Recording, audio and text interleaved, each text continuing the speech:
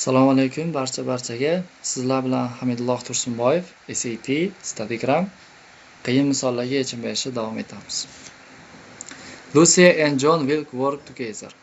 Lucia bilan John birga ishlaydi. To make 60 paper flowers. 60 ta gul qog'oz yasash uchun.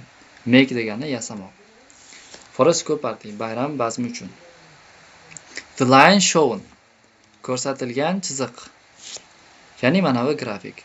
Represents the possible combination of time.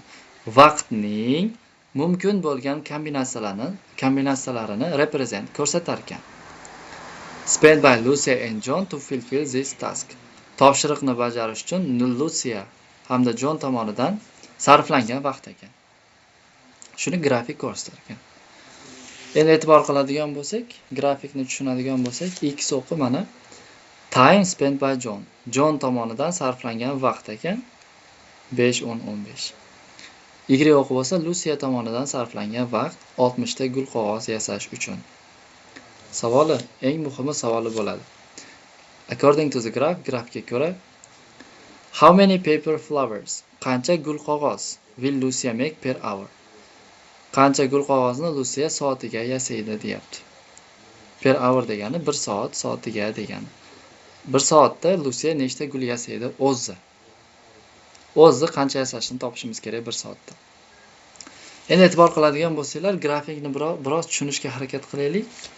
Mana masalan 60 ta gul qog'oz yasash kerak bo'lsa, uning uchun John masalan 5 soat ishlaydigan bo'lsa, Lucia 8 soat ishlash kerak bo'ladi. Shunda ikkalasi 60 ta gul qog'oz yasaydi. John agar 10 soat ishlasa, Lucia'ni 4 soat ishlashi kerak bo'ladi. Endi bizdan faqat Lucia'ni o'zi ishlasin deyaptimi? John umuman ishlamasin, Lucia ishlasin, mana 12 soat ishlar ekan.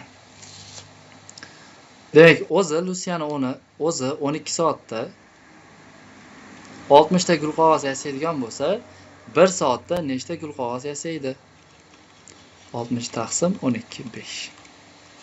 Demak, 1 soatda 5 ta gul qog'oz yasaydi, 12 soatda 60 ta bo'ladi. B javob.